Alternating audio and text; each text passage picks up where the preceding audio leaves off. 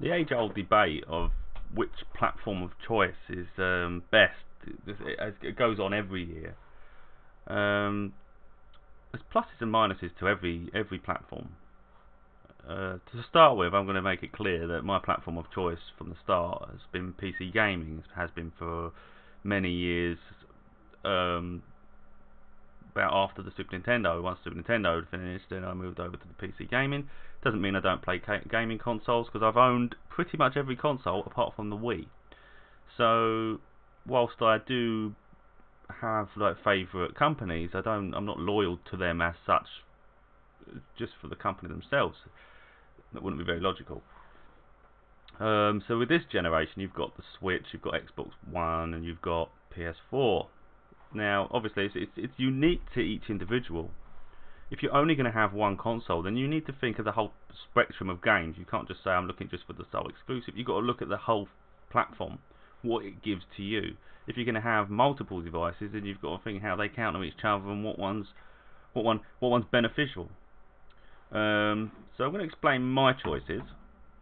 And it ain't going to sit right with some people, and I can understand why it doesn't as well, because to be honest, I want all platforms. I do want all platforms. So my first choice obviously is PC gaming.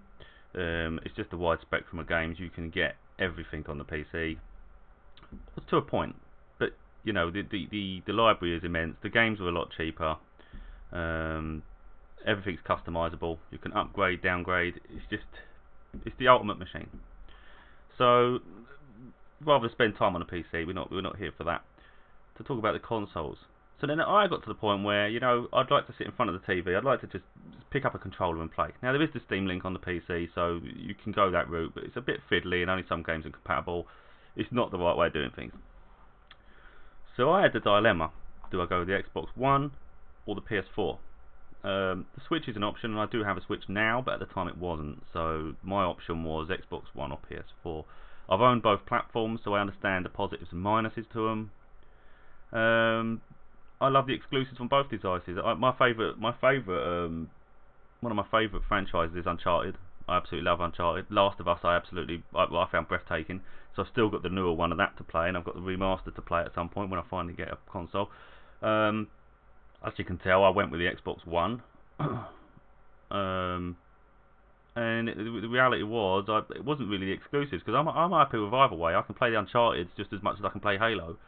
You know, The Last of Us just as much as Gears of War. There's so many games on both sides that it's negligible. It's like if you're happy with them both, where'd you go with it? And I'm not obviously talking about the X and Pro versions here. I'm talking about the base models. It was cost. It was cost that finally went down to me, because it wasn't my main device. My main device is PC. So if I'm gonna complement that with another machine, it's got to be affordable. You know, I'm not here to say that's my favourite machine and I'm going to just sort of focus solely on that. I mean, I play on the Xbox every now and again. It does get use. But what did it for me was, you get the Xbox One. Let's say we went with PS4 actually. I like FIFA. I like the sport games. They cost a lot of money. And now when I went with the Xbox, EA Access was a lot better. They were releasing the FIFA a lot quicker. Now they're holding on to it a bit because they realise what people are doing.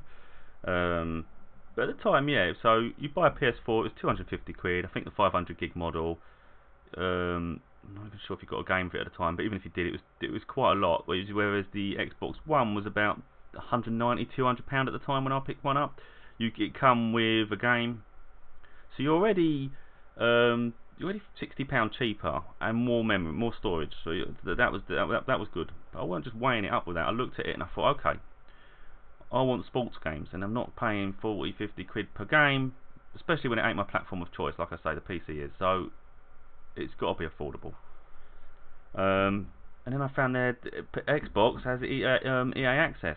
So for £3.99 or £3.99 a month or £20 a year, you get access to not only the Maddens, the NBAs, NHL, FIFA. You get Mass Effect. You get Battlefield.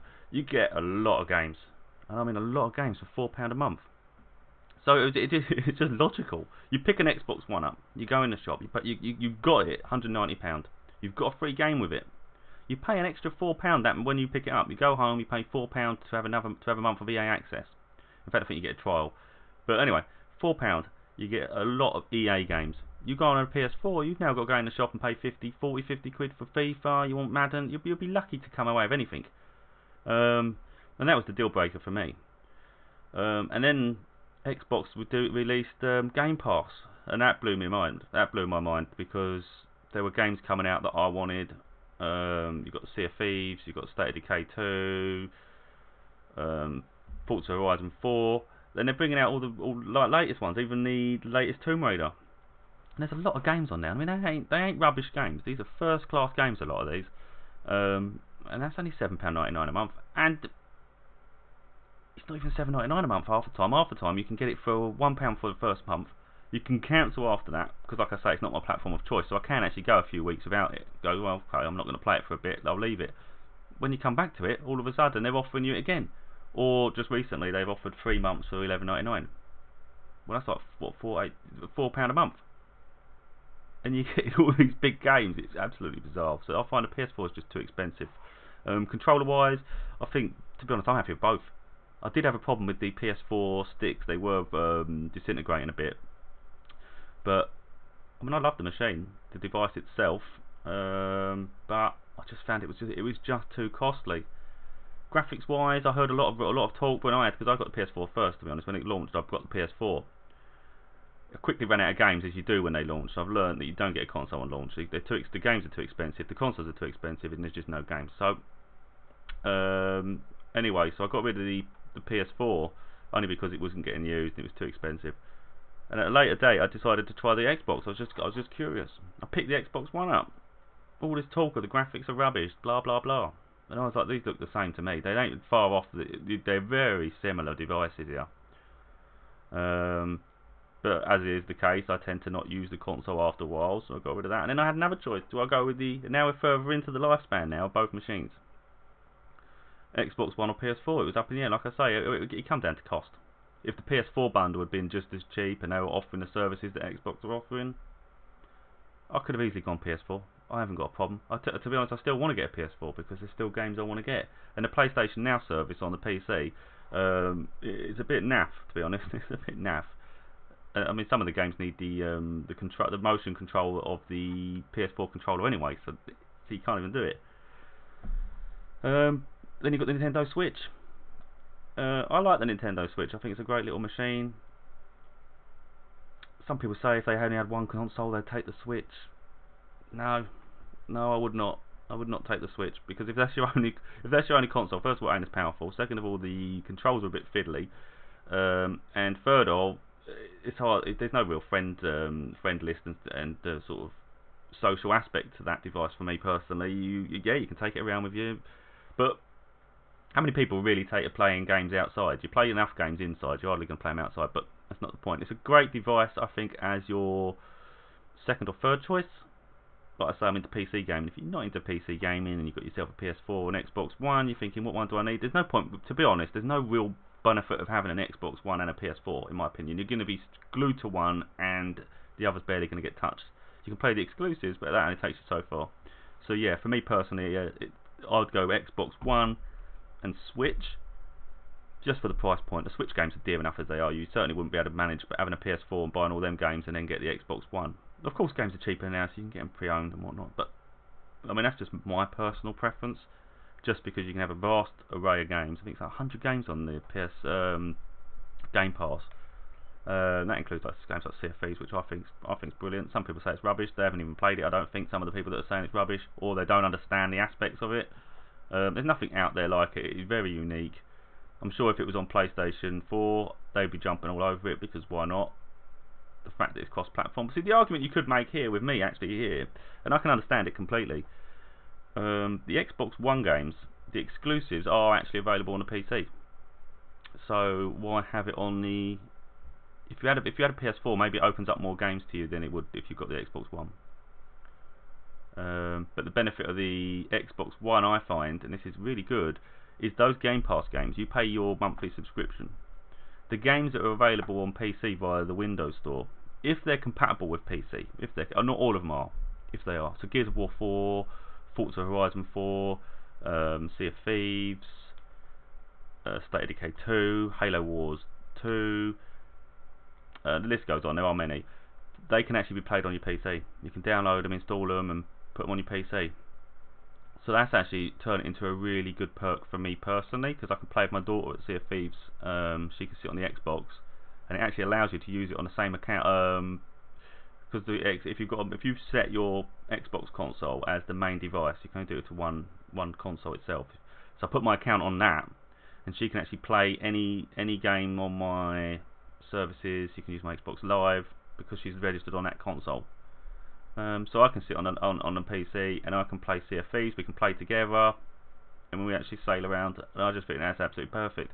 If I didn't have an Xbox One and I only had a PS4, we would never have that enjoyment. I'd never be able to do that with her. But yeah, I understand. I can see the benefits of both. I've not talked too much about the PS4 to be honest, because I've not had one for quite a while. I'm not biased. I mean, someone said I love my PS4, it's a great machine, the Xbox is crap. I'd say, well, you're talking nonsense, because I don't think any device is crap. Let's be right with there. That's just fanboy talk. None of them are rubbish. They have their benefits. You're going to have your favourite games. Just saying, from my point of view, it just comes down to price. If you can only have one, then you're going to have to look at everything, really, aren't you? Your player base, who you playing with? Are you playing on your own? What exclusives of your favourite? How affordable is it long term? You know, you can grab your console and say, I've just picked up the best thing. Now I can't afford any games. Well, that's hardly any fun, is it? I do know PlayStation Now is on the PS4, but I also know it's quite dear. When I looked at it last time, it's like $12.99. Well, I don't even know if they do any sales on that, but Game Pass is $7.99, and they do regular sales on that where you can literally have it for like £1 a month if you get it at the right time. So from that aspect, I think that's great. I think the layout of the Xbox is perfectly fine. But you know, tell me what you think in the comments. Try not to get too angry though. I mean, there's no point going off the unhinged craziness like, oh my god. I'm not saying the PS4 is rubbish. I'm literally saying if I can only have one console, I'd pick the Xbox One over the Switch and the PS4, because they're just both very expensive devices. They're expensive at first. They're both dearer than the Xbox One itself, and the games are all very much more expensive. So it's easy to build a library on the Xbox One. And to be honest, if you sat there with it, you would certainly not be bored. And that's why I would pick the Xbox One.